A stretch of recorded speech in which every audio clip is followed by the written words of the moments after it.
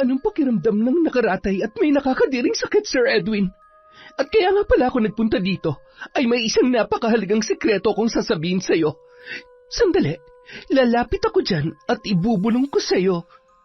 Ha? Ano? Hayop kang babae ka!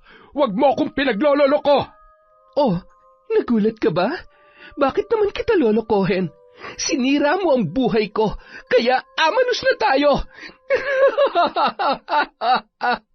Taon 1978, Negros.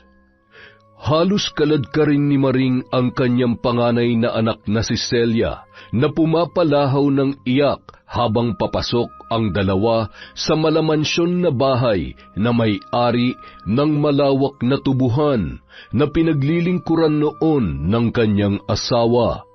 Mugtong-mugto na ang mga mata ng dalaga dahil sa sobrang pag-iyak. Sa galit nito sa anak ay sinampal niya ang pisngi ni Celia at pinagbantaan. Kapag hindi ka sumunod sa gusto ko, at kapag may masama nangyari sa tatay mo, tatamaan ka talaga sa akin. Kaya umayos ka. Nay, huwag na po tayong tumuloy. Gagawin ko po ang lahat. Magtitinda ako ng kung ano-ano sa palengke, o kaya mamamasukan ako sa karinderya. Ayoko po talaga dito. Parang awa niyo na po, Nay. Tanga ka ba, ha? Kay Sir Edwin tayo may pagkakautang, kaya dito tayo magbabayad. Ayoko po. Marami na po akong nababalitaan na kapag nagtrabaho dito sa mansyon, may nangyayaring hindi maganda. Pwes, huwag kang maniwala sa mga chismis na yan. Kailangan ng tatay mo ang gamot, kaya sa ayaw at sa gusto mo, dito ka magtatrabaho. Naiintindihan mo? Muli pa sanang sasaktan ni Maring ang kanyang anak, ngunit hindi niya na nagawa dahil paparating na ang mayordoma na sumenyas sa mag-ina na sumunod sa kanya. Habang papasok sa malawak na bakuran, impit na mga pag-iyak na lang ang tanging nagawa ni Celia dahil palihim siyang kinukurot ni Maring upang tumigil sa pag-iyak. Nang buksan ng mayordoma ang pintuan ng mansyon, halos malula ang mga mata ni Maring at Celia dahil sa lawak at ganda ng loob nito na napapalamutian ng mga mamahaling muebles. Lalong lumakas ang pagkabog ng dibdib ni Celia nang matanaw nila si Sir Edwin na hinihintay sila habang nakaupo sa sofa. Habang papalapit sina Maring at Celia sa kinaroroonan nito, ay kay Celia nakatuon ang mga mata ng lalaki, habang hinahagod ng tingin ang bata mula ulo hanggang paa. Hindi yun nakaligtas sa paningin ni Celia, kung kaya't yumuko na lamang siya upang hindi niya makita ang mukha ng lalaki. Magandang umaga po, Sir Edwin. Nandito na po kami ng anak ko gaya ng napag-usapan natin. Magandang umaga rin sa inyo. Maupo kayo, Maring. Ano nga pala ang pangalan ng maganda mong anak? Siya po si Celia, Sir Edwin. Siya po ang panganay kong anak. Napakagandang pangalan. Kasing ganda ng batang ito. Mas okay sana kung titingin ka sa akin, iha. Hindi na bang kita kakagatin? Batiin mo si Sir Edwin. Umayos ka. Sir, pasensya na po. Masyado lang po kasing mahiyain ang batang ito. Binati ni Celia si Sir Edwin, ngunit pahapyaw lang niya itong sinulyapan at agad din siyang nagbaba ng tingin dahil sa takot na nararamdaman sa lalaki. Mababakas naman sa mukha ni Sir Edwin ang pagnanasa sa batang kaharap dahil sa kakaiba nitong pagtitig sa kabuuan ni Celia. Hindi na ako magpapaligoy-ligoy pa, Maring. Masyado nang malaki ang utang niyo sa akin sa pagpapagamot sa asawa mo. Kaya nga, para makabayad kayo ng paunti-unti, pagtatrabahuhan niyo ng anak mo. At bilang pakonsuelo, dahil sa naging tauhan ko naman sa tubuhan ng asawa mo, hindi ko naman uubusin ang sweldo ni Celia. Kalahati lang ang ibabawas ko para naman may magamit pa kayo para sa pambili ng gamot ng asawa mo at sa iba niyo pang pangangailangan. Naku, maraming salamat po, Sir Edwin. Malaking bagay po yun sa aming pamilya. Sabi ko na sa iyo, Celia, mabait talaga itong si Sir Edwin. Nanatiling walang kibo at nakayuko lamang si Celia. Magulo ang kanyang isip nung mga sandaling yun. At gusto ko ring ipaalam sa inyo na mula sa umaga hanggang sa tanghali, sa tubuhan magtatrabaho si Celia. Makapananghali naman, dito na siya sa mansyon magtatrabaho. Ang aking mayordoma na magtuturo sa kanya kung ano ang gagawin niya dito. Libre ang pagkain dito, Celia, at huwag ka mahihiya na magsabi sa akin o sa mayordoma kung may kailangan ka, ha? Nagkakaintindihan ba tayo? Ha, Celia? Opo, Sir Edwin. Matapos mag-usap, nagpaalam na si Maring at naiwan na ang kanyang anak. Lalong kinabahan si Celia nang bigla siyang akbayan ni Sir Edwin at pinisil-pisil nito ang kanyang balikat. Mabilis na tinanggal ni Celia ang kamay ng kanyang amo at dali-dali siyang lumayo ng bahagya sa lalaki. Oh, bakit parang takot na takot ka sa akin? Relax ka lang. Wala akong gagawin sa iyong masama. Pasensya na po kayo, sir. Nagulat lamang po ako. Natatawang tinawag ni Sir Edwin ang kanyang mayordoma at inutusan na ituro kay Celia ang kanyang magiging silid. Doon lang nahimasmasan at nabawasan ang labis na kaba na nararamdaman ni Celia nang makalayo na siya sa matandang lalaki.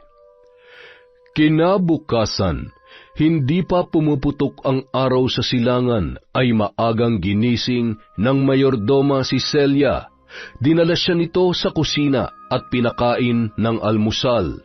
Mabait ang mayordoma sa kanya, kaya naging kampante siya roon kahit papano.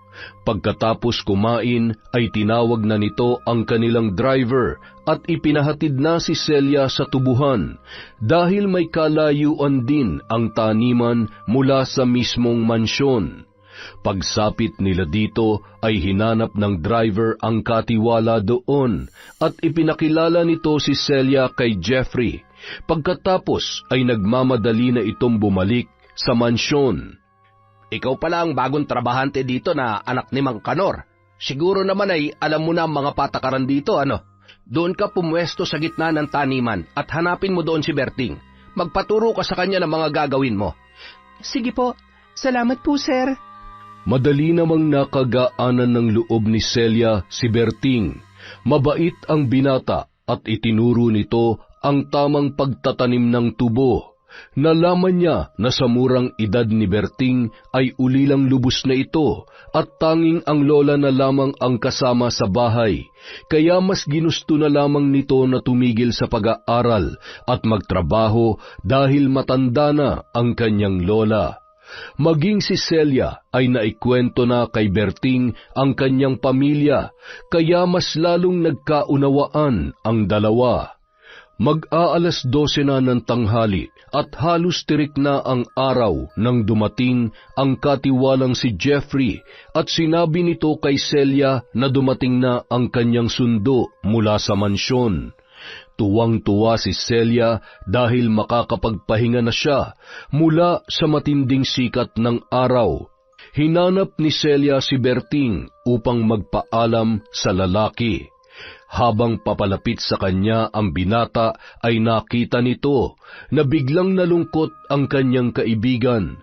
Dali-dali itong lumapit kay Celia at may ibinulong sa kanya.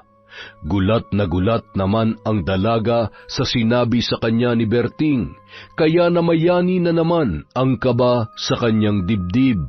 Kahit na anong mangyari, mag-iingat ka, Celia, ha? Natatakot ako, Berting. Anong gagawin ko? Hindi na nasagot pa ng binata ang tanong na yun dahil muli na namang tinawag ni Jeffrey ang kanyang kaibigan at minamadali na nitong makaalis si Celia. Isang malalim na buntong hininga na lang ang tanging nagawa ni Berting habang malungkot na nakatanaw sa kanyang bagong kaibigan. Samantala, habang nasa sasakyan ay naging pala isipan naman kay Celia ang mga sinabi ni Berting. Dahil ito rin ang mga kumakalat na usap-usapan sa kanilang baryo na may mga kabataan ang nakapagtrabaho na sa mansyon ni Sir Edwin na pinagsamantalahan ng kanilang amo. Habang iniisip ni Celia ang mga bagay na posibleng mangyari rin sa kanya, ay hindi nito mapigilan ang mapaluha. Wala siyang magawa dahil mahirap lamang sila at baon sa pagkakautang kay Sir Edwin. Kinabukasan, tuwang-tuwa si Berting nang muling makita ang kaibigan na si Celia. Celia, buti naman nakabalik ka pa dito. Oo naman, bakit? Anong ibig mong sabihin? Pilit ng ngiti lamang ang naitugon ni Berting. Hinila niya sa dulo ng taniman si Celia upang walang makarinig sa kanilang pag-uusapan.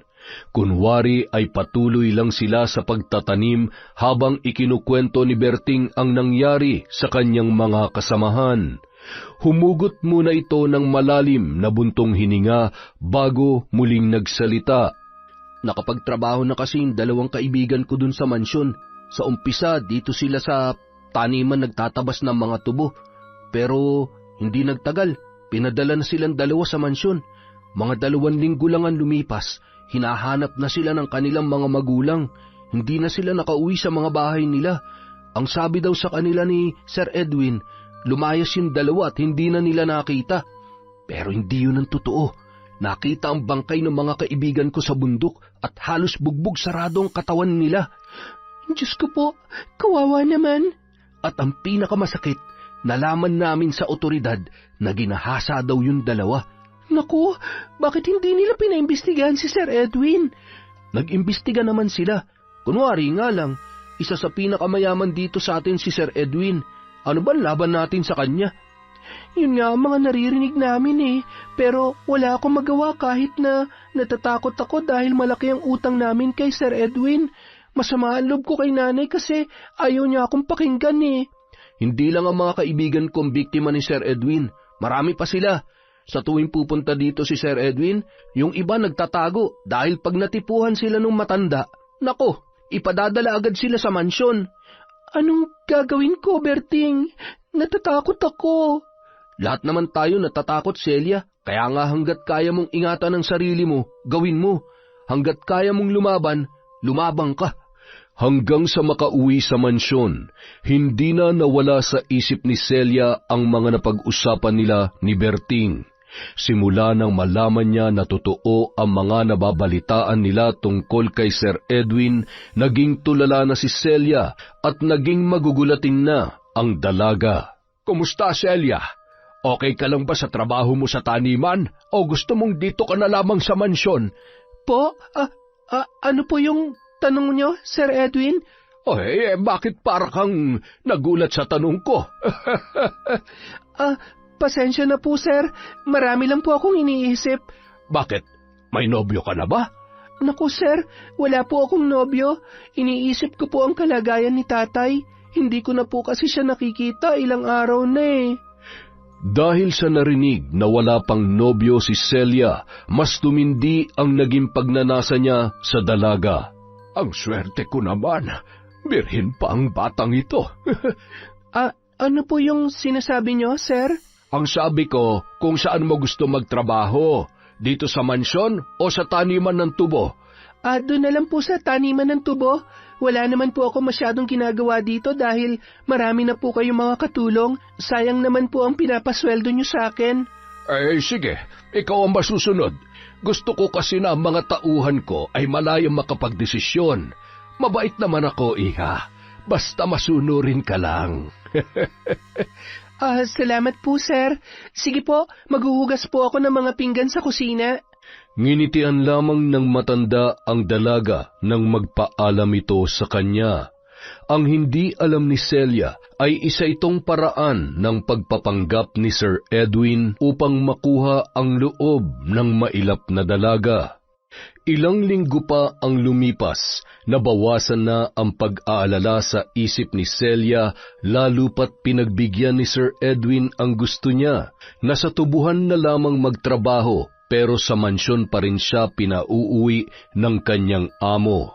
Huwag kang maniwala sa kanya, Celia. Kinukondisyon lang niyang isip mo para kunin ang tiwala mo. Baka naman kasi nagbago na siya. Wala naman siyang ginagawa sa akin eh. Sa ngayon, oo, wala pa siyang ginagawa sa'yo. Basta ito ang lagi mong tatandaan. Mag-iingat ka sa kanya. Ang demonyo ay demonyo. Siguradong nagbabalat kayo lang yun. Ang buong akala ng dalaga ay magiging maayos na ang lahat. Ngunit isang umaga, nagulat na lamang siya dahil nakaabang na ang kanyang nanay sa pintuan ng mansyon. Biglang kinabahan si Celia dahil aligaga ang itsura noon. O Nay, ang aga niyo naman. May problema ba? Anak, isinugod namin ang tatay mo sa ospital. Inatake na naman siya. Walang-wala na kaming pera.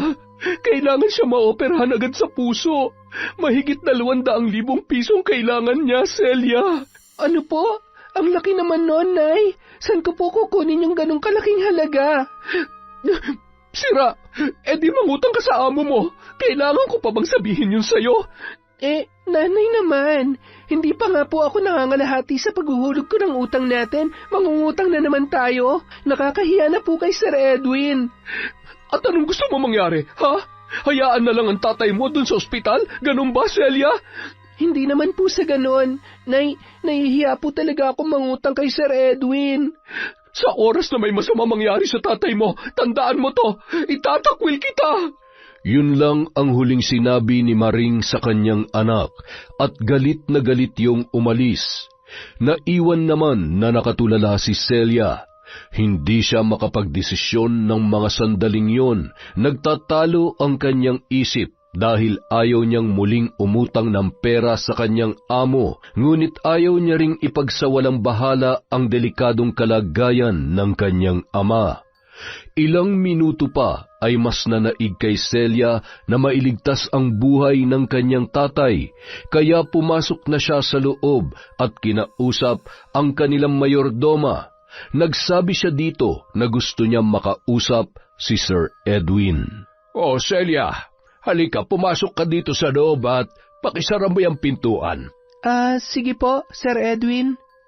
Nanlalamig at nanginginig ang kamay ng dalaga habang ipinipinid nito ang pintuan ng silid ng kanyang amo.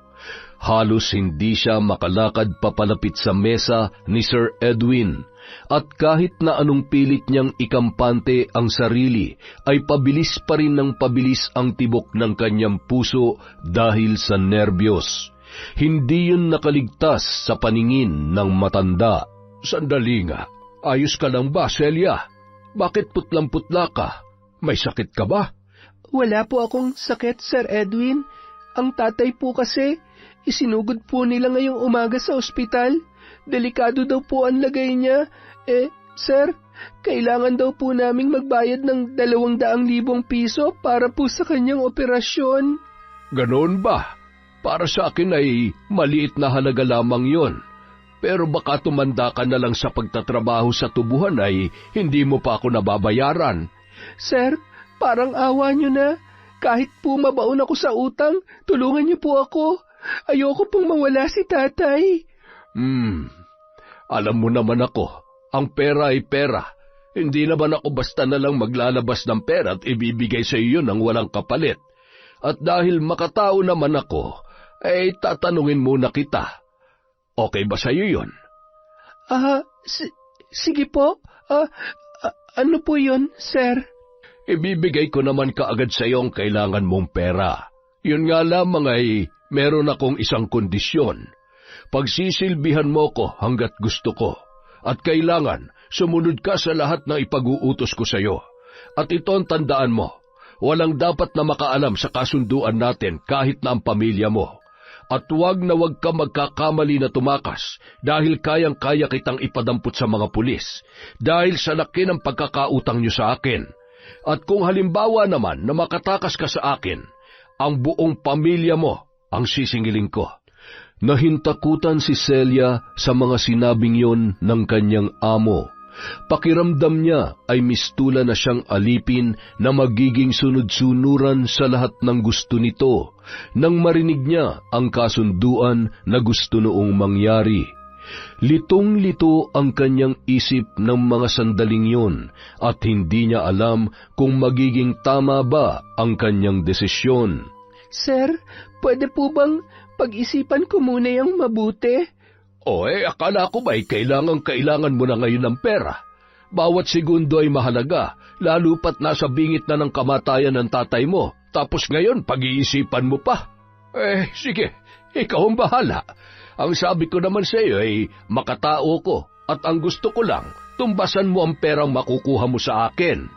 Di nag-atubiling tumango si Celia at wala sa sariling tumayo sa kinauupuan at mabilis na nagpaalam kay Sir Edwin. Hindi niya kayang magdesisyon sa isang napakamaselang bagay dahil sa kanyang murang isipan ay takot ang namamayani sa kanya. Dali-dali siyang lumabas ng silid, ngunit habang papalayo ay nakikita naman niya sa kanyang isipan ang itsura ng kanyang ama na naghihirap sa ospital at tila umaalingaw-ngaw sa kanyang tainga ang tinig ng kanyang ina na isinusumpa siya sakaling may masamang mangyari sa kanyang tatay. Ilang sandali pa, isang mahihinang katok ang narinig ng matanda mula sa labas ng kanyang kwarto. Pasok! Bukas yan! Sir Edwin, sige po, nakapagdesisyon na po ako. Basta po, ipadala na ninyong kailangan pera sa ospital dahil kailangan na po yun sa operasyon ni tatay. Nagliwanag ang muka ng matanda at hindi mapalis ang ngiti nito nang bumalik sa kanya si Celia at sumang-ayon sa kanyang kagustuhan. Sige ba, kung gusto mo ay sabay na tayong pumunta ngayon sa ospital para makausap ko ang mga doktor at madalaw mo na rin ang tatay mo. Pero tandaan mo, ang usapan ay usapan. Walang sino man na makakaalam sa napagkasunduan natin. Maliwanag ba? Opo, Sir Edwin. Habang patungo sa ospital ang dalawa, nakaramdam si Celia ng pagsisisi sa kanyang naging desisyon. Nagtatalo pa rin ang kanyang puso at isipan kung tama ba ang kanyang ginawa. Pakiramdam niya ay kusa siyang lumangoy sa isang kumunoy na alam niya na kanyang ikapapahamak. Naku, Sir Edwin, maraming salamat po sa pagdalaw. Isang karangalan po na nag-abala pa kayo na pumunta dito. Ano ka ba naman, Maring? Naging tauhan ko rin naman si Kanor sa loob na mahabang panahon. At awang-awa nga ako kay Celia nung makausap siya na kailangan nga raw na maoperahan ang asawa mo. Kaya huwag ka mag-alala. Nakahanda na ang lahat para sa kanyang operasyon. At isinama ko na rin si Celia para naman makumusta niya ang kanyang tatay. Sir Edwin, Nay, pupuntahan ko po muna si tatay sa loob. Gusto ko po siya makita bago po siya maoperahan. Habang papalapit sa nakaratay na ama, hindi napigilan ni Celia ang pag-agos ng kanyang luha na nag-uunahang pumatak sa kanyang pisngi. Ang dating matipunong pangangatawan ng kanyang ama ay butot balat na lamang. Hapis na ang mukha nito at nakapikit na ang mga mata. Dahan-dahang lumapit si Celia sa mukha ng ama at hinaplos niya ang pisngi nito. Hinagod ang buhok. Tay, si Celia po ito. Pagaling ka po, Tay, ha? Huwag na po kayo mag-alala. Gagawin ko po ang lahat upang gumaling kayo. Mahal na mahal kita, Tay.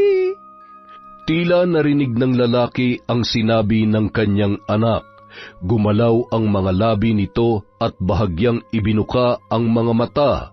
Mas lalong napahagulhol si Celia nang makita niya na narinig siya ng kanyang ama. Buong higpit niya itong niyakap at mistula siyang isang bata na ayaw nang bumitaw sa kanyang tatay. Ilang minuto lang ay pinasok na sa operating room si Mang Kanor, kaya nagpaalam na rin si Sir Edwin kay Maring. Aalis na rin kami ni Celia. Marami pa kasi akong aasikasuhin. Kung may kailangan ka, pumunta ka lamang sa bahay, Maring. At siya nga pala, isasama ko si Celia sa isang business trip ko sa Maynila. Mabuti na yung alam mo kung nasaan ang anak mo. Ay, opo, Sir Edwin. Kahit saan mo siya isama, okay lang po.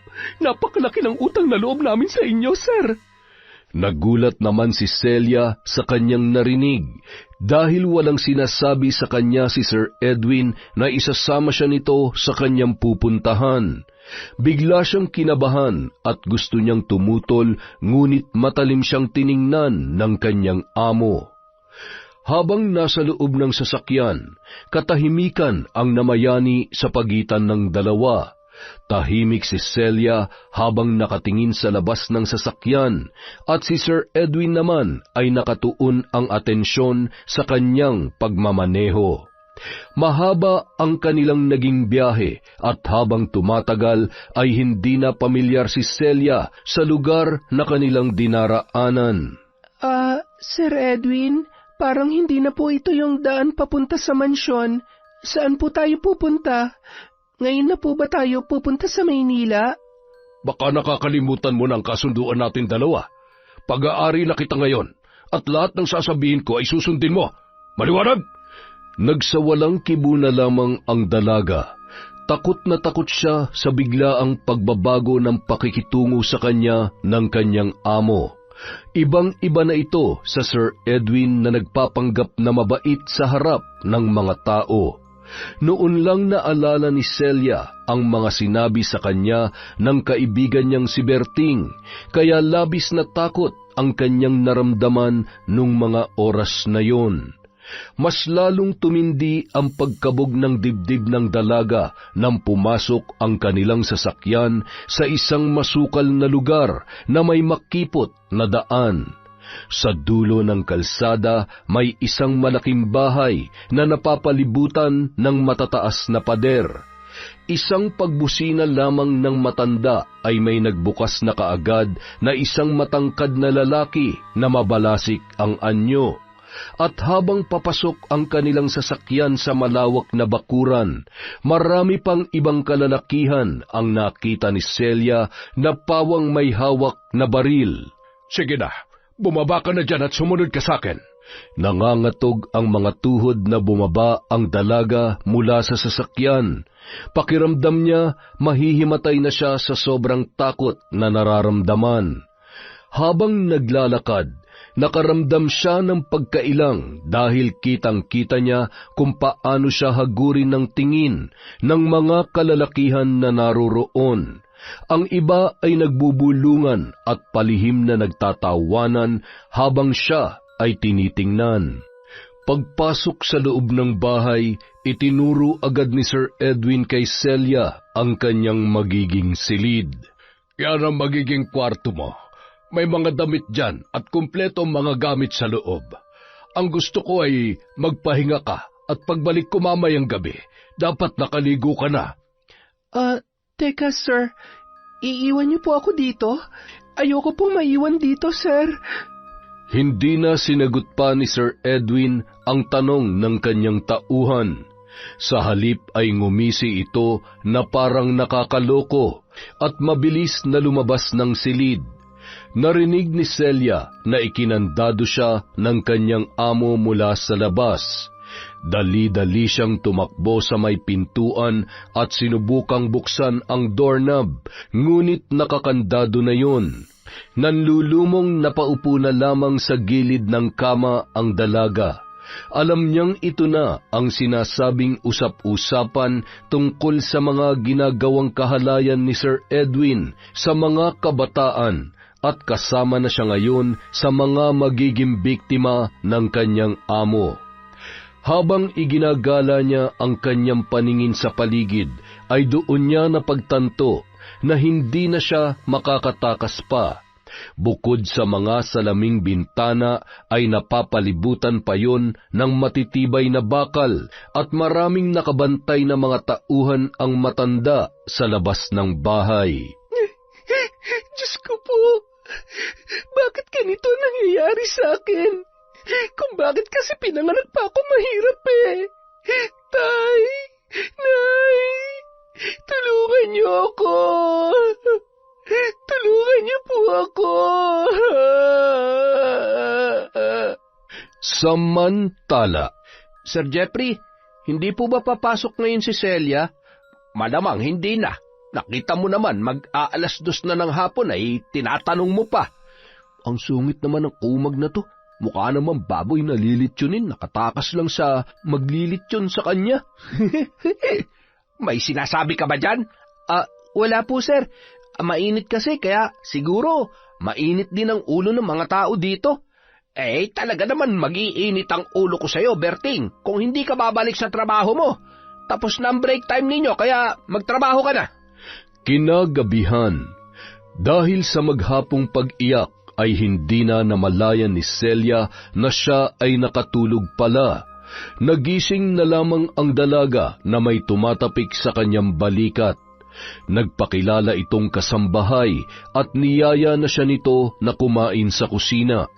Maraming pagkain ang nakahain at dahil sa sobrang gutom ay naparami ang kanyang kinain.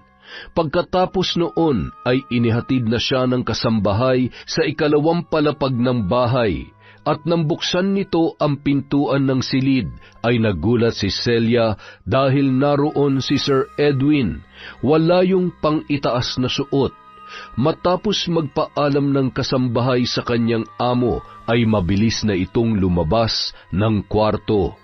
Nangangatog naman ang buong katawan na napaatras ang dalaga. O Celia, nabusog ka ba sa mga pagkaing pinaluto ko para sa'yo? Opo, Sir Edwin. Lumapit ka nga dito, parang nandidiri ka naman sa akin. Sige po, sir. Anak ng, ano ba? Ang bagal-bagal mo naman maglakad. Nandyan na po, sir. Nang makalapit na si Celia sa matanda, ay bigla nitong hinablot sa braso ang dalaga, dahilan upang mapasubsob yun sa dibdib ni Sir Edwin. Parang hindi ka pa naliligo Di ba sabi ko sa'yo kanina bago ko umalis ay maligo ka? Paano ko gaganahan sa'yo amoy pawis ka? Nakatulog po kasi ako kanina, sir. Sige po, pupunta po muna ako sa ibaba at maliligo po ako. At bakit? Sinabi ko ba sa'yo na bumaba ka? Andyan ang banyo ko at diyan ka na maligo. Bilisan mo dahil kanina pa ako nabibitin sa'yo. Halos mataranta ang dalaga dahil sa nararamdaman niyang takot kay Sir Edwin na sa tingin niya nung mga oras na yun ay isang halimaw. Habang naliligo, hindi niya mapigilan ang mapahagulhol. Pakiramdam niya ay masasadlak na siya sa isang lalaking ganid sa laman. Ano pang tinatayo-tayo mo dyan? Lumapit ka na dito. Sir, pwede po bang ibang kabayaran na lang ang hingin niyo sa akin? Parang awa niyo na po, Sir Edwin. Aba, napakawalang hiya mo naman babae ka. Ang bilis ko magpautang sa iyo ng pera tapos dadramahan mo ako ng ganyan? Ang usapan ay usapan. Huwag mo akong susubukan. Dahil sa galit ni Sir Edwin, bigla yung tumayo at pinuntahan si Celia sa may pintuan ng banyo. Hinatak niya ito sa braso at kinaladkad papunta sa kama. Hindi pa yun nakontento. Sinalya niya pa si Celia sa kama kaya napasubsob yun. Habang nakasubsob ang muka ng dalaga ay biglang hinablot ni Sir Edwin ang tuwalyang nakatapis sa kanyang katawan at tumambad sa harap niya ang hubad na katawan nito na lalong nagpainit sa pakiramdam ng matanda. Sa wakas ay maaangkin na kita, Celia. Habang hinahaplos ni Sir Edwin ang maseselang bahagi ng katawan ng dalaga, ay sunod-sunod naman ang pagpatak ng kanyang mga luha. Nandidiri siya sa ginagawa sa kanya ng matandang lalaki, at maging ang kanyang sarili ay pinandidirihan niya na rin. Teka nga muna, hindi ako nasisiyahan sa ginagawa natin. Walang excitement. Nagulat si Celia nang bigla na lang siyang sabunutan ni Sir Edwin, at habang ginagawa yon, sinasakal naman siya ng isa nitong kamay. Halos mapugto ang kanyang hininga dahil sa lakas ng pagkakasakal sa kanya. Sir Edwin! Hindi ako makahinga! Talaga? Yan ang gusto ko. Ang sarap mong pakinggan. Nang makita ni Sir Edwin na nanghihina na si Celia, ay itinulak niya ang dalaga, dahilan upang mapasigaw yun, dala ng sobrang sakit nang tumama ang kanyang katawan sa sementadong sahig. Ramdam na ramdam niya ang sakit dahil wala siya ni isang saplot sa katawan. Alay! Ang sakit! Tama na po, sir! Maawa po kayo sa akin! Ano? Masakit ba? Parang hindi pa ako nasisiyan eh. Biglang nilapitan ni Sir Edwin si Celia at muli na naman niya itong sinabunutan. Nanlaban ang dalaga, ngunit mas malakas sa kanya ang kamay ng matanda. Pinagsasampal pa siya nito at tuwang-tuwa nang makitang pumutok ang kanyang labi at umagos ang dugo. Para yung baliw na tuwang-tuwa sa kanyang nakikita. Dugo? May dugo ang labi mo. Sir, parang awa niyo na po. Tama na. Tama na. Tila bingi ang matanda sa pakiusap ni Celia. Hinatak niya patayo ang dalaga at malakas na sinikmuraan, dahilan upang tuluyan na yung mawalan ng malay. Binuhat siya ng matanda sa kama at inumpisahan niya na itong gahasain. Hindi lang isa o 2 beses, magdamag siyang nagpakasasa sa murang katawan ni Celia. Nagsawa lang ito nang makaramdam na ng sukdulang kasiyahan, dala ng kanyang pagiging sadista. Samantala, kinabukasan na nagising ang dalaga. Halos hindi ito makagalaw dahil sa sobrang sakit ng kanyang buong katawan. Iginala niya ang kanyang paningin at laking pagtataka niya dahil naroon siya sa kanyang silid. Matamang pinagmasdan nito ang kanyang mga pasa sa katawan at doon lang niya naramdaman ang hapdi ng kanyang labi. Napaiyak na siya ng tuluyan. Pakiramdam niya noong mga sandaling yun ay napakadumi niyang babae. Nararamdaman niya na aping-api siya dahil sa kanyang kahirapan. Maghapon siyang hindi lumabas ng silid kahit na niyayaya siya ng kasambahay na kumain. Ang nasa isip niya lamang noong mga oras na yon ay ang mawala na sa mundo. Ngunit ang hindi niya alam ay mas masahol pa ang kanyang mararanasan nang muling dumating ng gabing yon si Sir Edwin. Halika nga dito, Celia. Ang balita ko'y hindi ka raw kumain maghapon. Ano gusto mo mangyari? Sinusuway mo na ako, ha? Wala ho akong ganang kumain, sir. Masakit po ang katawan ko. Naligo ka na ba? Sir, pwede po bang hindi na muna ako maligo? Ang sakit po kasi ng katawan ko at masakit po ang mga pasa ko. Anong tingin mo sa akin? Gagalawin kita nang hindi naliligo? Maligo ka! Bilisan mo at may surpresa ako sa'yo! Napilitang maligo si Celia kahit napakasakit na mabasa ang kanyang balat dahil sa mga tinamu niyang sugat at pasa sa katawan. Kailangan niyang sumunod upang mabayaran ang malaki nilang pagkakautang. Halika dito! Ang bagal-bagal mo namang kumilos!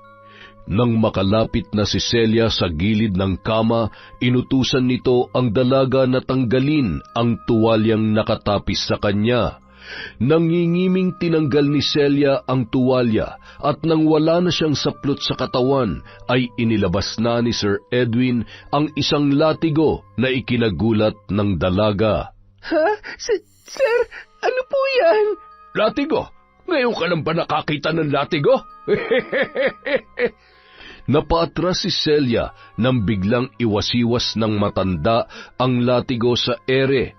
Takot na takot siyang sumiksik sa isang sulok habang nanginginig ang buo niyang katawan. Celia, halika na rito. Huwag na matigas ang ulo. Sir, parang awa niyo na. Huwag niyo na po akong sasaktan. Susundin ko lahat ng ipapagawa niyo sa akin. Hindi po pwede sa akin ang gusto mong yan. Gusto ko makakita ng dugo. Gusto ko makita na umiiyak ka at nagmamakaawa. Baliw ka! Wala ka na sa matinong pag-iisip! Baliw! Dahil sa narinig, nagpanting ang tenga ng matanda at kinaladkad nito ang dalaga papunta sa kama. Nang matumba si Celia, ay buong lakas niya itong pinaglalatigo. Wala itong pakialam kung saang parte ng katawan tinatamaan ang dalaga. Ang mahalaga sa kanya ay ang kasiyahan na kanyang nararamdaman habang hinahagupit ang dalaga. Nakakakilabot ang mga palahaw ni Celia dahil sa sobrang sakit na kanyang nararamdaman. Nang mapagod sa kanyang ginagawang pananakit, ay bigla nitong sinuyo ang dalaga. Pasensya ka na, Celia, ha? Masakit ba? Mamaya, ipapagamot ko yung sugat mo. Hindi na lamang tumugon si Celia. Mga impit na iyak lang ang kanyang ginawa. Naramdaman na lang ng dalaga na inuumpisahan na naman siyang babuyin ni Sir Edwin. Hindi niya na nagawang tumutol. Nagmistulan na lamang siyang robot na walang emosyon. Nakatitig na lang siya sa kisame at sunod-sunod ang pagdaloy ng kanyang luha habang hinahalay ng matandang lalaki. Hindi lang ang sakit sa pisikal na katawan ang nararamdaman ni Celia. Maging ang kanyang kaluluwa ay malalim ang sugat na iniinda. Kinabukasan. Sir Jeffrey, ilang araw na po na hindi pumapasok si Celia. Wala po ba kayong balita sa kanya? Nako, wag mo nang hanapin yon. Baka natipuhan na ni Sir. Ganun? Bakit parang walang magawa ang batas? Bakit hanggang ngayon natatakasan niya ang batas? Psst! Magdahan-dahan ka nga sa pananalita mong bata ka. Mamaya niyan ay may makarinig sa'yo. Parehas pa tayo malilintikan yan eh. Hanggang kailan ba siya mag-ahari-harian dito? Makapangyarihan ng pera. Tinatanong pa ba yun? At isa pa, maganda si Celia. Hindi talaga yung palalampasin ni Sir. Kung wala nga lang akong asawa, niligawan ko na yun eh. Wala, mangilabot nga po kayo sa sinasabi nyo, Sir Jeffrey. Parang anak nyo na si Celia eh. Nako, tama na nga. Bumalik ka na doon sa trabaho mo. Ang kulit mo. Sir, total malapit ka naman kay Sir Edwin dahil ikaw ang katiwala niya dito sa tubuhan. Pwede po bang makibalita po kayo tungkol sa kaibigan ko kapag nakapunta po kayo sa mansyon? Para kasing kinakabahan ako eh. Nasa mabuting kamay na yun ni Sir Edwin. Samantala. Magandang tanghali, Maring. Kumusta na kayo dito? Naku, sir, napadalaw kayo. Umupo po kayo. Eto, bumubuti na po ang lagay ni Kanor pagkatapos ng operasyon. Ay, mabuti naman kung ganon. Siya nga pala, marami akong dalang groceries para sa inyo. Naisip ko kasi na baka wala na kayong pera kaya nagdala na ako. Ay, maraming salamat po sa grasya, sir. Ang bait-bait niyo po talaga. Kumusta naman po si Celia? Maayos ba siya nagtatrabaho sa inyo? Hindi po ba siya pasaway?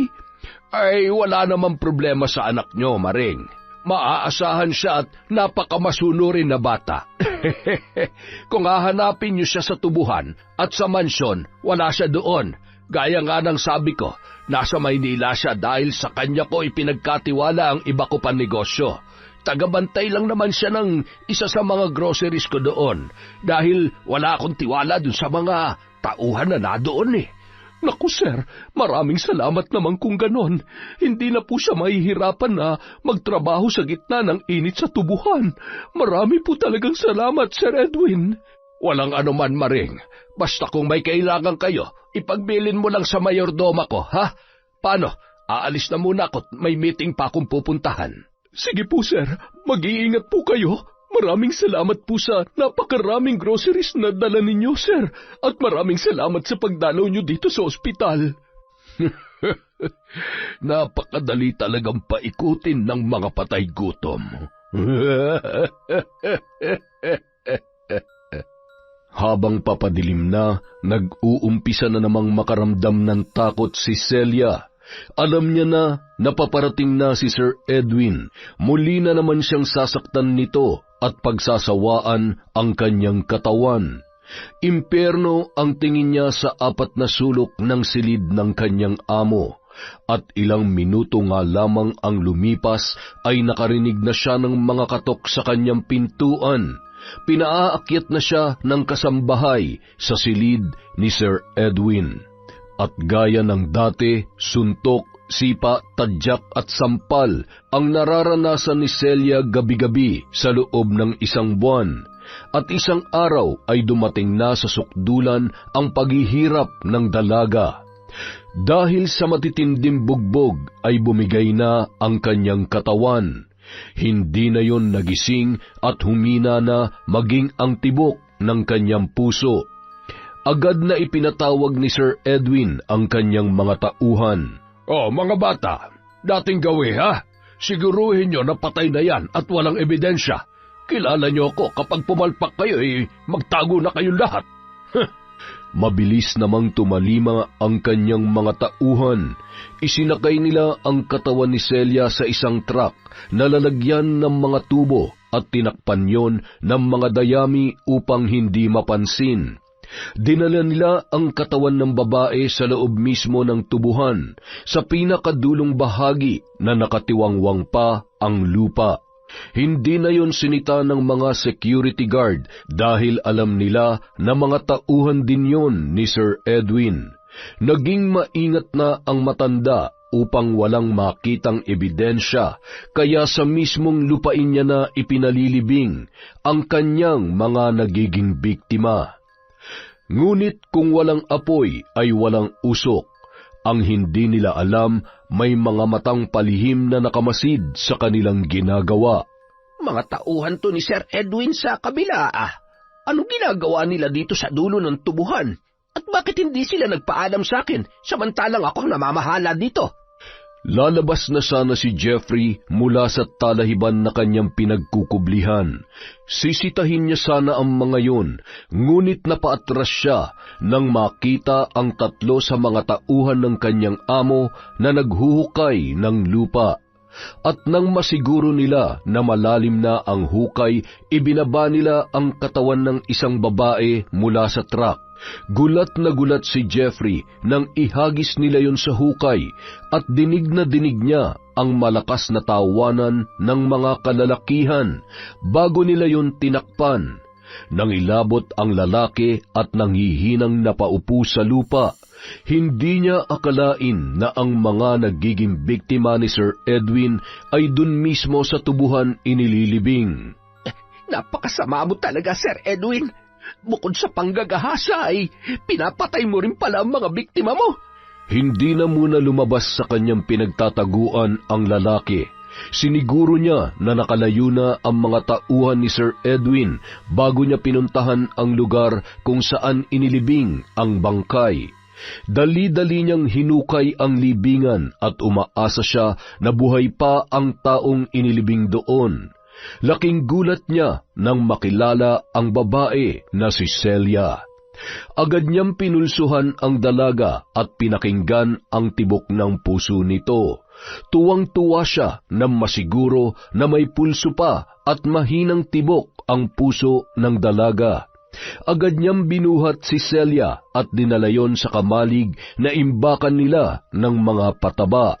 Grabe ang mga pasa at bugbog mo sa katawan. Ay, gumising ka, Celia. Huwag kang bibigay. Eto, uminom ka ng tubig. Nakatatlong lagok ng tubig ang dalaga at unti-unti na itong nagkamalay. Ngunit wala yung tugon sa mga tanong sa kanya ni Mang Jeffrey. Nagsasalita ito ng kung ano-ano habang umiiyak at napansin ng lalaki na nanginginig yon dahil inaapoy na ng lagnat. Hindi malaman ni Jeffrey ang gagawin dahil ni isang gamot ay wala siyang maibigay. Kinumutan niya na muna si Celia at nagmamadaling umalis. Psst! Berting! Hoy! Halika nga dito! Bilisan mo! Po? Bakit po, sir? Sumunod ka sa akin sa kamalig. Madali ka! Sumimple ka lang at huwag ka magpapahalata na pupunta ka doon. Bakit po ba, sir? Ano meron sa kamalig? Huwag ka na maraming tanong, basta sumunod ka na lang. Pagdating sa kamalig, gulat na gulat si Berting nang makita ang kaibigan. Halos maiyak siya dahil sa mga sugat at pasa ni Celia. Celia? Celia, si Berting to. Ano ba nangyari sa'yo? Huwag mo na munang kausapin niya kaibigan mo. Kahit ako ay hindi ko pa alam ang nangyari sa kanya. Kailangan niya madala sa ospital dahil delikado ang lagay niya. Palihim na isinakay ni Jeffrey si Celia sa kanyang sasakyan. Tinakpan niya ng lona at kung ano-anong mga dahon ang dalaga upang hindi ito makita ng mga security guard sa gate. Si Berting naman ay inutusan niya na magkita na lamang sila sa pinakamalapit na ospital upang walang makahalata na sila ay magkasama.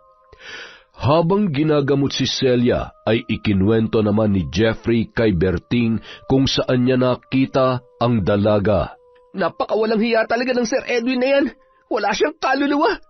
Demonyo talaga. Hindi dapat magtagal dito sa ospital si Celia. Mahirap na. Baka may makakita sa kanya at makarating pa kay Sir Edwin na buhay pa siya. Pwede bang pagkalabas niya dito ay sa inyo na muna siya tumuloy? Opo, sir. Para maalagaan po namin siya ni Lola. Magaling po yung manggamot gamit ang mga dahon. Wala kang pagsasabihan kahit sino, ha? Delikado ang buhay ni Celia. Pati tayo ay masasabit yan. Hanggat maaari, huwag mo na munang palabasin ng bahay ang kaibigan mo. 2 araw din ang inilagi ni Celia sa ospital. Hindi ito makapaniwala na nailigtas pa ang kanyang buhay at magkikita pa sila ng kaibigang si Berting. Grabe ang kahayupang ginawa sa akin ni Sir Edwin. Wala akong magawa dahil ikinulong niya ako at gabi-gabing sinasaktan. Marami siyang tauhan kaya hindi ko magawang makatakas. Oo nga swerte mo pa rin dahil nakita ka ni Sir Jeffrey habang binabaon na sa lupa. Demonyo talaga yung lalaking yun. Buhay ka pa nga, inililibing ka na. Masahol pa siya sa hayop. Pagbabayaran niyang lahat ng ginawa niya sa akin. Hindi ko siya mapapatawad. Gusto mo ba ipaalam ko sa nanay mo nangyari sa'yo? Wag! Hindi nila dapat malaman na buhay ako. Kapag nalaman ng nanay ko, siguradong ipapahamak niya na naman ako. Wala siyang pakialam sa akin. Ang mahalaga sa kanya, pera lang. Kung sa bagay, mabuti na yung si Sir Edwin ang mamroblema kung paano niya ipapaliwanag sa pamilya mo kung nasaan ka na. Oh, gising ka na pala, Celia. Kumain na muna kayo ng almusal ni Berting at pagkatapos ay gagamutin ko yung mga sugat mo sa katawan. Maraming salamat po, Lola Ikay. Hindi ko na po alam ang gagawin ko kung wala kayo ni Berting. Nako, wag mong intindihin yon. Ang mahalaga ay ligtas ka na. Eto, Celia, tikman mo tong pakbet na luto ni Lola. Masarap yan. Oo nga, mukhang masarap. Sige, akin na. Hindi pa na isusubo ni Celia ang pakbit ay bigla na lang yung nakaramdam na parang masusuka. Dali-dali siyang tumakbo sa lababo at hindi na mapigilan ang kanyang pagsuka. Ay nako, siguro ay nalamigan ka kaya ka sinikmura. Oh, eto, uminom ka muna ng salabat nang guminhawa ang iyong pakiramdam. Salamat po, Lola. Naku, mas dapat kang kumain ng almusal. Naunahan ka na ng lamig. Eto, pinagsandok na kita. Ayoko nang amoy ng pakbet. Nasusuka ako kapag naaamoy ko yan. Pasensya na po, Lola. Berting. Ay, ganoon ba? O eto, kumain ka na lang ng nilagang saba. Mainam yan. Ubusin mo yung salabat para lumabas yung lamig sa sikmura mo. Ano na nga palang plano mo kay Sir Edwin? Dapat managot siya sa lahat ng mga kahayupang ginawa niya sa'yo. Hindi ko pa alam. Mahirap lumaban kung wala kang pera. Masyado siyang maimpluwensya. Baka pati ang pamilya ko ay madamay. Yun ang banta niya sa akin. Hindi na kailangan ng pera, Celia. Gusto mo bang makaganti sa kanya nang walang kahirap-hirap? Po? Pwede po ba yun? Hindi po natin basta-basta matitinag si Sir Edwin, Lola Ikay. Walang sinasanto ang barang ko, Celia. Kung impyerno ang naranasan mo sa kanya, ay dobleng impyerno ang matitikman niya. Wala, Lola Ikay, marunong ka pala mambarang. Nakakatakot naman po kayo. Matagal na akong tumigil, Apo, pero nagagalit ako kapag may nalaman akong inaapi ng walang kalaban-laban. Paniguradong tatablan siya dahil masahol pa siya sa demonyo. Biglang naging interesado si Celia sa sinabi ng matanda. Gustong-gusto na niyang makaganti sa lahat ng ginawang pambababoy sa kanya ni Sir Edwin, kaya agad siyang nagdesisyon. Kailan niyo po umpisahan, Lola Ikay? Pero ang gusto ko po, matagal siya magdusa para maramdaman niya ang sakit. Huwag niyo muna siyang papatayin. Ang gusto ko ay pahirapan siya ng matagal. Pwede po ba yon? Kung yan ang gusto mo, mararamdaman niya na wala pa nga siya sa impyerno ay para na siyang nasusunog sa init. At kapag nangyari yon, matitigil na rin ang kanyang pambibiktima ng mga inosenteng kabataan. Naku, Lola, hindi po ba masama yung ganun? Masama na kung sama-sama, Apo. Pero yun lang ang tanging paraan na magagawa natin dahil hindi patas ang batas. Ang batas dito ay ang Sir Edwin na yan, kaya paano natin malalabanan ang mga kaapihang dinanas, hindi lamang ni Celia, maging ang mga kaibigan mo na naging biktima ng taong yon, hindi ba? Sabagay po, Lola, kung wala tayong gagawin, marami pa mabibiktima manyakis na yun. Samantala, kumusta naman dito, Jeffrey? Wala bang problema sa tubuhan? Ay, magandang hapon po, Sir Edwin. Wala naman pong problema dito. Mabuti naman po at nakadalaw po kayo. Naparito ako dahil naghahanap ako ng panibagong kasambahay sa mansyon. May mairirekomenda ka ba sa akin? Ay, nasaan po si Celia? Hindi po ba nasa mansyon siya? Oo nga pala. Hindi ko nasabi sa iyo na nasa Maynila ngayon si Celia. Siyang namamahala sa isa sa mga grocery store ko kaya kailangan kong kumuha ng kapalit niya dito. Gusto ko yung bata pa dahil kung matanda na matigas na ang ulo niyan. Halos magpanting ang tenga ni Jeffrey nang marinig ang mga kasinungalingang pinagsasasabi sa kanya ni Sir Edwin. Hayop ka talagang matanda ka. Napakasinungaling mong mamamatay tao ka. May sinasabi ka ba, Jeffrey? Ay, wala po, sir. Nag-iisip lang ako kung sino bang mairekomenda ko sa inyo. Bihira na lang po ang mga batang pumapasok dito sa tubuhan dahil po sa mga bali-balitang nawawalang mga trabahante dito sa atin. Hanggang ngayon ba hindi pa mamatay-matay ang chismis na yan? Wala naman silang pruweba na tayo may kasalanan sa kanilang pagkawala. Ay, ganun po talaga, sir. Kalat na po kasi ang balita sa buong baryo simula nung matagpuan ang bangkay ng dalawa nating trabahante sa bundok. Ay, natatakot na po sila. Hayaan mo sila. Kung ayaw nila dito, sa ibang baryo ko maghahanap ng mga gustong magtrabaho dito sa tubuhan ko. Palibase mga ignorante kaya naniniwala ka agad sa mga chismis. Hindi naman maiwasang matawa ni Jeffrey dahil galit na umalis ang matanda. Nang makaalis na si Sir Edwin, biglang lumitaw si Berting mula sa kanyang likuran. Ibinalita nito ang kalagayan ni Celia. Kinabukasan, maagang nagising si Celia dahil nagsusuka na naman ang dalaga.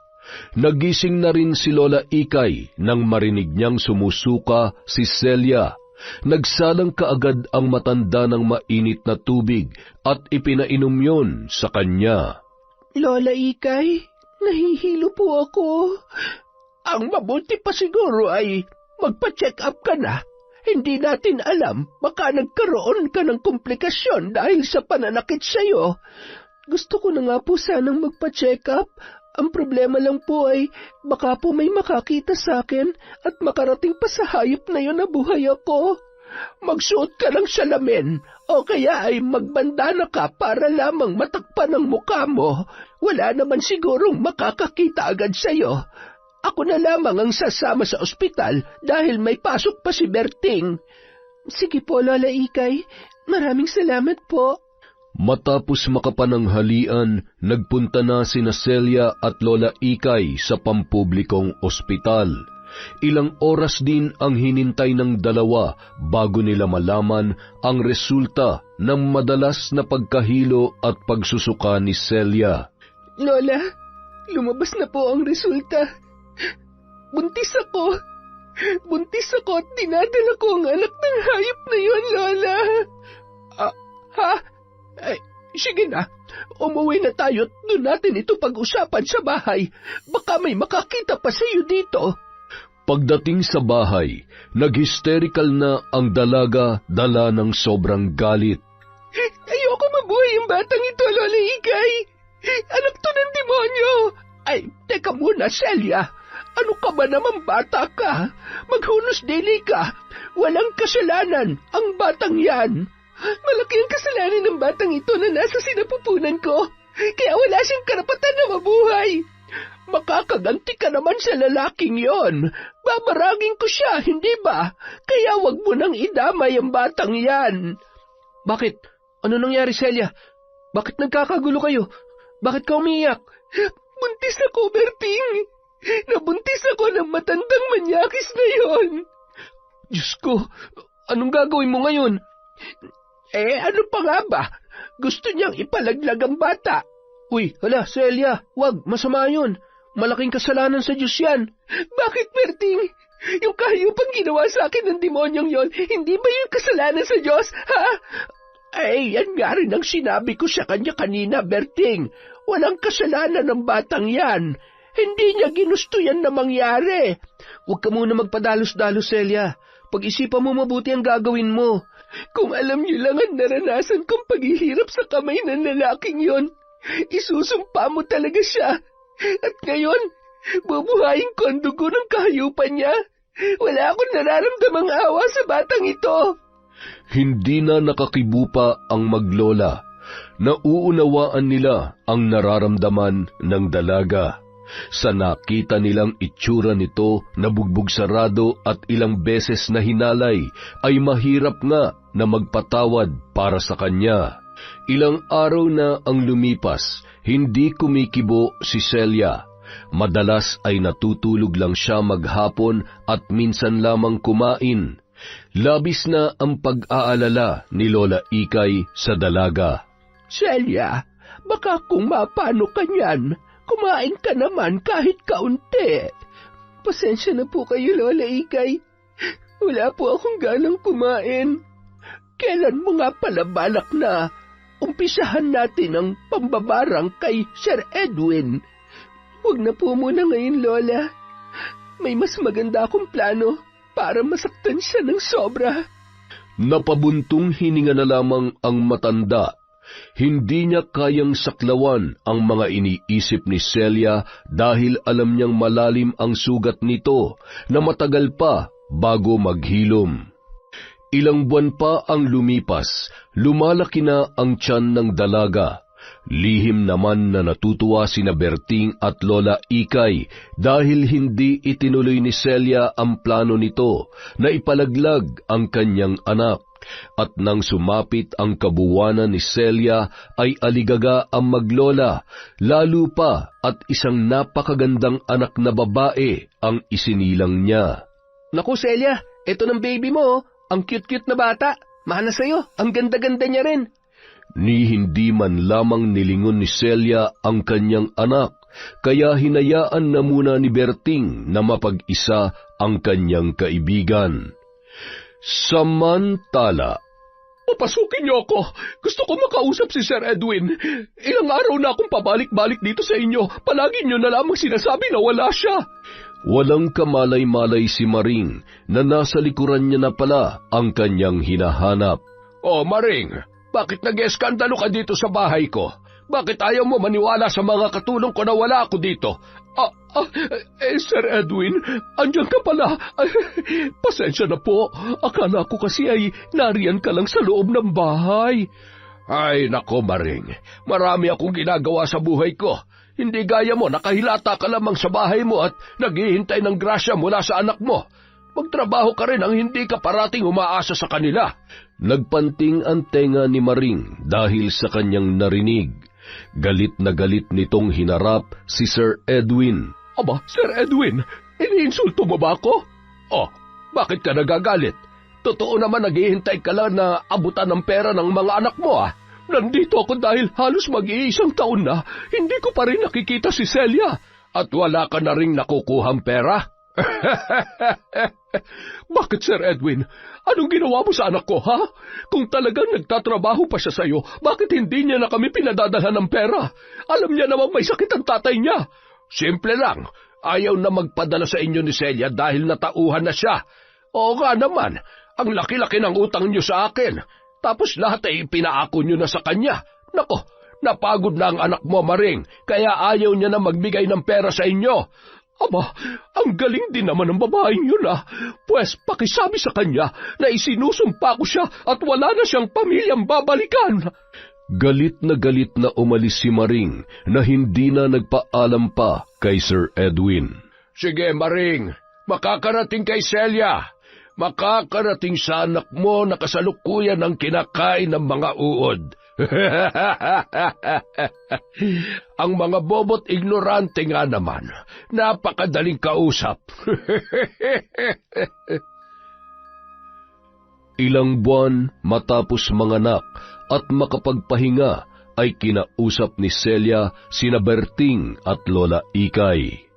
Lola Ikay, Berting, magpapaalam na sana kami ng anak ko. Maraming salamat sa lahat ng tulong niyo sa amin. Magtatrabaho ko at aayusin ko na ang buhay ko. At teka lang Celia, biglaan naman yata ang desisyon mo. At sigurado ka na dadalhin mo ang anak mo? Hindi naman sa wala akong tiwala sa'yo. Hindi ba galit na galit ka sa anak mo? Baka masaktan lang yung bata. Okay lang sa amin na iwan mo siya dito habang nagtatrabaho ka. Ano ka ba naman, Berting? Isasama ko ba yung anak ko kung sasaktan ko siya? Gusto kong magbagong buhay na kasama siya. Mabuti naman kung nakapag-isip-isip ka na. O siya, kung aalis kayo ay sino ba naman kami para pigilan ka? Mag-iingat kayong mag-ina. Pero Lola, babalik po ako dito. Hintayin niyo ako para ituloy natin ang paghihiganti ko kay Sir Edwin. Magiging masaya ang buhay niya sa gagawin natin. Natanggap bilang isang serbidora sa isang restaurant si Celia. Kumuha siya na mag-aalaga sa kanyang anak habang siya ay nagtatrabaho. Matuling lumipas ang mga araw at hindi na mamalayan ni Celia na 15 taon na ang lumipas. Dalagitan na ang kanyang anak at lumaki ito na mabait at masunuring bata. Ito na ang tamang panahon, Sir Edwin. Anak, Joanne, halika dito. May sasabihin si Nanay. Bakit po, Nay? Ang aga po ninyo nakauwi, Ano kasi, anak? Nagpagamot ako. Mayroong malubhang sakit si Nanay. May pakiusap sana ako sa'yo. Sige po, Nay. Ano po yon? Pwede bang tulungan mo ang nanay na magtrabaho? Kailangan ko kasing magpahinga muna. Kaya ikaw na muna sana magtrabaho. Opo, Nay. Titigil na po muna ako sa pag-aaral para makapagpahinga kayo at ako na muna magtatrabaho. Tamang-tama po, naghahanap ng tagahugas ng pinggan sa karinderya ng kaklase ko. Kayang-kaya ko po na maghugas ng mga pinggan. Naku naman, ang bait-bait naman ng anak ko. Pero may papasukan ka na.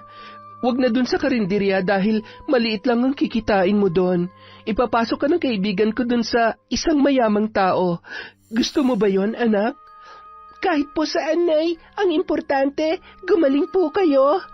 Wari may kumirot sa bahagi ng puso ni Celia ang huling salita na binitiwan ng kanyang anak.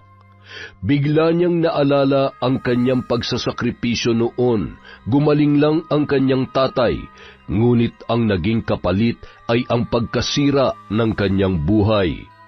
Gaya ng plano ng babae, nagbayad siya ng kakilala na magpapanggap na tiyahin ng kanyang anak at ipapasok nito si Joanne bilang kasambahay.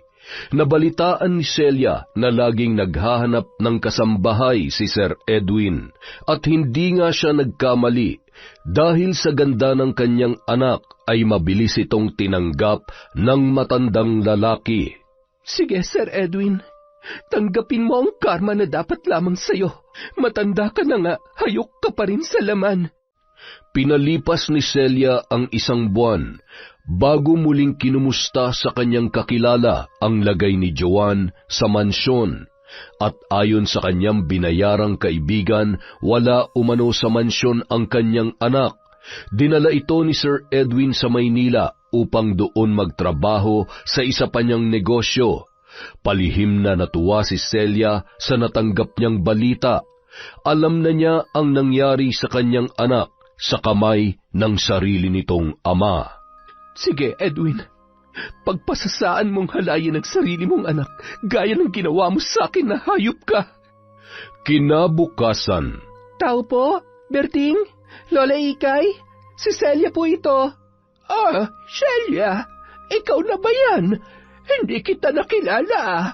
Lalo kang gumanda. Naku naman si Lola Ikay, binola na naman ako. Kayo din ho, Lola, parang hindi kayo tumanda. Gaya pa rin kayo ng dati. Si Berting po, nasaan na siya? Wala na siya dito. Sa Laguna na siya nagtatrabaho. Simula kasi nung dinala mo si Joan ay nalungkot na siya. At hindi ko na rin siya pinagtrabaho sa tubuhan at baka kung ano pang mangyari sa kanya doon. Sunod-sunod na kasi ang nababalitaan namin na marami nang nawawalang trabahante sa tuwing pinalilipat ni Sir Edwin sa kanyang mansyon. Pati ang ibang lalaking kabataan ay kung ano na nangyayari. Ay, kumusta na nga pala ang anak mo? Bakit hindi mo isinama dito? Okay naman po si Joan, Lola. Hindi po siya nakasama kasi may pasok siya sa eskwela. Talagang malala ng pagkademonyo ni Sir Edwin kahit na matanda na. Eto nga pala, may pasalubong ako sa inyo. Kumain po kayo. Masarap po ang buko pie na yan. Nako, salamat. Alam na alam mo talaga ang paborito ko. Siya nga po pala, Lola. Gusto ko na pong umpisahan natin yung pambabarang kay Sir Edwin para matapos na ang mga kahayupan niya. Marami na siyang pinarwisyong tao. Makalipas ang ilang araw. Joan, halika dito. Bilisan mo. Sir, bakit po?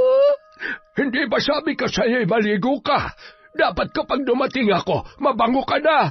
Sir, maawa na po kayo sa akin. Pauwiin niyo na po ako sa nanay ko. At bakit naman kita pauuwiin ay napakasariwa mo pa? Ano, para isumbong ako sa mga pulis, ha? At gaya ng dati, walang nangyari sa pakiusap ni Joan. Naranasan niya rin ang mga naranasan ni Celia at ng iba pang mga biktima ni Sir Edwin na pahihirapan muna bago niya yon halayin. Nang magsawa na ay lupaypay na ang murang katawan ni Joan na walang nagawa kundi ang umiyak habang naghihilik sa tabi niya ang matandang hayok sa laman. Habang nakaupo sa isang sulok at umiiyak, nagulat si Joan nang biglang nagising si Sir Edwin na sumisigaw. Aray nga! Ang init! Bakit ganito? Para ako napapaso! Kitang-kita ni Joan kung paano mataranta ang matanda habang papunta sa banyo. Narinig niya ang lagaslas ng tubig sa loob at ang sunod-sunod na pagbubuhos nito sa katawan habang sumisigaw. Kahit naligo na ay hindi pa rin mawala ang init na nararamdaman ni Sir Edwin na parang pumapaso sa kanyang kalamnan, ngunit wala naman siyang makitang sugat o kung anumang pamamantal sa kanyang buong katawan. Nang hindi niya na makayanan ng init, ipinatawag niya na kay Joan ang kanyang mga tauhan at nagpadala na siya sa ospital. Araw-araw, sa tuwing sasapit ang 6:00 ng gabi at 3:00 ng madaling araw, parating ganoon ang nangyayari kay Sir Edwin. Kahit na ilublob niya ang kanyang katawan sa tubig, hindi nawawala ang init na kanyang nararamdaman. Maging ang mga inireseta sa kanya ng doktor ay baliwala lamang. Samantala, Gusto mo bang dagdagan ko na ang mga baon na gagamitin ko para mas lalong mainitan ng lalaking yon? Ano po bang mangyayari kapag dinagdagan niyo ang mga baon na gagamitin kasama ang inyong orasyon? Sa ngayon ay 5 baon lang ang ginagamit ko sa kanya. Umiinit lang ang kanyang pakiramdam pero sobrang sakit na yon sa kanyang mga kalamnan. Kung gagawin kong 10 ang bao na pababagahin ko sa magdamag, ay magpuputukan na ang kanyang balat at magnananana ang kanyang sugat at magiging mabaho na ang amoy nito. Dahil bukod sa 10 bao, mas matinding orasyon ang gagamitin ko sa kanya. Sige po, Lola. Gusto ko yan. Kulang pa yan sa mga kahiyupang ginawa niya sa amin. Mga 1 buwan mo pong pahirapan ng lalaking yon. Bakit hindi mo pa siya tuluyan? 13 nagbabagang bao lang ay mawawala na ang lalaking yon sa mundo. Huwag muna, Lola. Mas masarap tingnan na naghihirap siya dahil sa sobrang sakit. At sigurado, hindi na siya makakatikim ng mga pagkain gustong-gusto niya dahil nakaratay na lang siya sa higaan. Sige, ikaw ang bahala, Celia. kinabukasan, ganoon nga ang nangyari kay Sir Edwin. Pagsapit ng 6:00 ng gabi ay nagsisisigaw na naman ito. Mas matinding init ang kanyang nararamdaman, kaya natataranta na naman itong nagpunta sa banyo at naligo. Ilang minuto lang ang lumipas ay mas lalo pa yung nagsisigaw. Bakit ganito nangyayari sa balat ko? Kusang bumubuka at nagdudugo. Ang init! Kitang-kita ni Joan ang nangyayari sa matandang lalaki, kaya lihim itong natutuwa dahil hindi na siya masasaktan at mahalay pa ng matanda. Dahil sa nangyaring pagsusugat ng kanyang balat, napilitang magpa-confine sa ospital si Sir Edwin. Ngunit gaya ng dati ay hindi siya gumaling. Mas lalo pang lumala ang kanyang kalagayan. Hindi kayang gamutin ng anumang gamot at mamahaling pamahid ang mga sugat sa katawan niya at patuloy itong bumabaho at nagnanaknak. Isang araw, nagulat na lamang si Sir Edwin na magkaroon siya ng isang surpresang bisita sa ospital.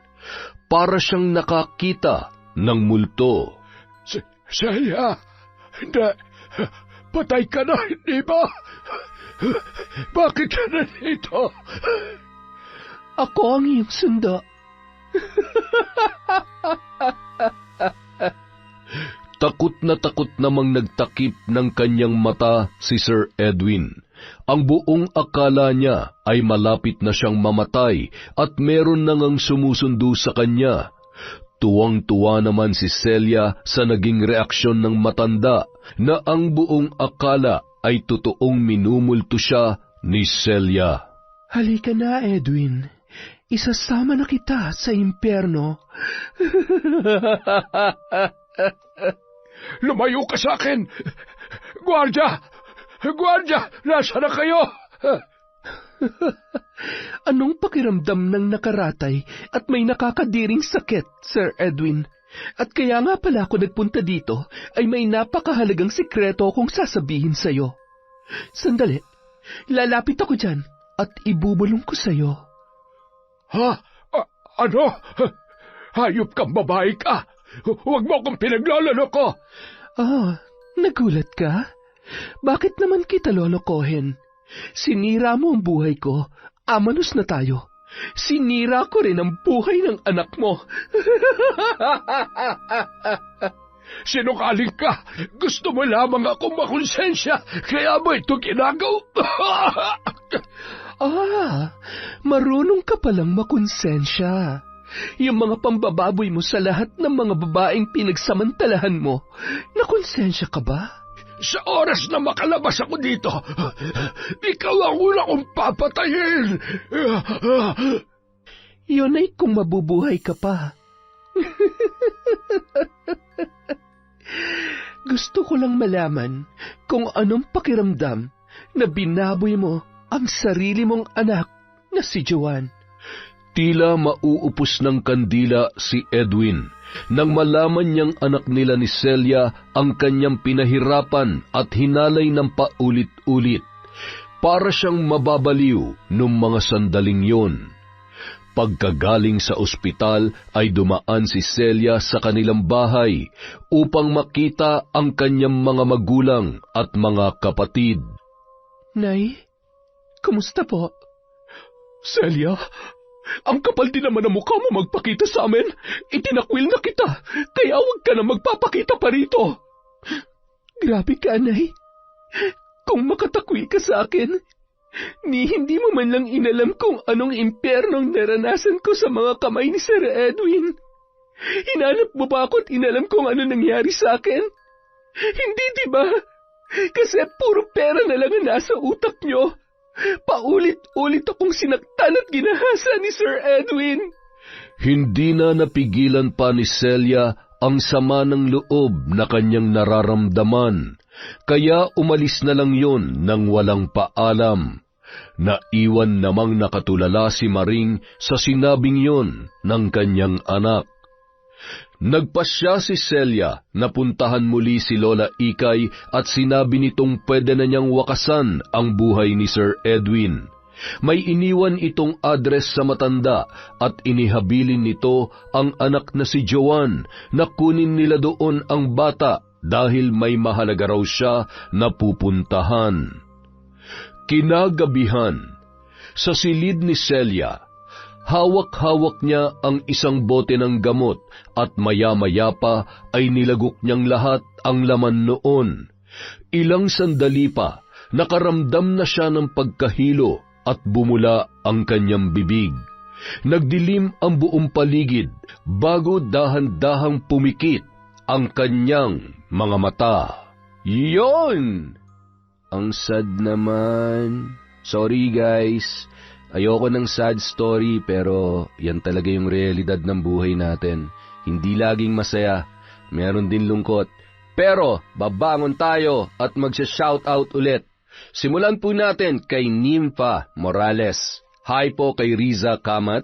Kay Zalhi Cruz. Hello po kay Rachel Ignacio. Kay Eloisa Visco. Kay Lorena Gulayaw. Hello po kay Leia Lomentigar, Joanna Ibanez, May Ann Infante, Jessa Mozo, Nika Negra from Chubby Lomentigar. Hello din po kay Colleen Parcon, Syra Castro at Celeste Ramos. Shout out po sa Gawaran Reyes at sa Black Vibora Tattoo from Madrid, Spain. Makapagpadagdag kaya ng tattoo dito. Pag umuwi po kayo ng Pilipinas, pakitatuan po ako. Joke lang po yan. Maymegs! Hi! Hello din po kay Jessie, kay Sayan, kay Andrea, kay Aljes, kay Jason, at Bunso Jefferson. Junjun Margo at Zaiden from Jessica Sobremonte. Hello po kay Melve Cervera. Hi po kay Joshua Compas, kay Roslyn Jimenez, kay Elizabeth Dungka. Hi kay Joshua Espedida at Mark Angelo Espedida from Jerilyn Byron. Hi kay Ryzen, Cassandra, Stephanie from Mama Vanji Sambile. Hello din po kay Rina Amelin. Shout out kay Rhea Buwan from Camotes Island, Cebu. Hi po kay Alma Naong, kay Shan Ann Reblinka, kay Marisa Gante, Galedo family from Babes. Hi, Babes. Hi din po kay Joy Frias Vargas, kay Lent TV2, kay Amy Viray, kay Jade Guevara, kay Shiren Samantha Maynar. Hi kay Raquel Hasegawa, kay Marisa Villanueva. Hello din po kay Emma Dumato, Castillo family of Davao de Oro from Ma'am Janet Castillo. Hello kay Angel Baby, Maria Reg Picache, kay Arlene Torquiza, kay Grace Kagsawa na nasa Jeddah. Ingat po kayo dyan, Mama. From Boss Federico Gana. Hello po kay F. George Cheo Despi. Hi kay Ramil Fariolin. Kay Kai Zeni. Hello din po kay Josephine Marcaida. Hi kay Janet Cisneros. Kay Maria Grace Grefaldia. Kay Resel Galope.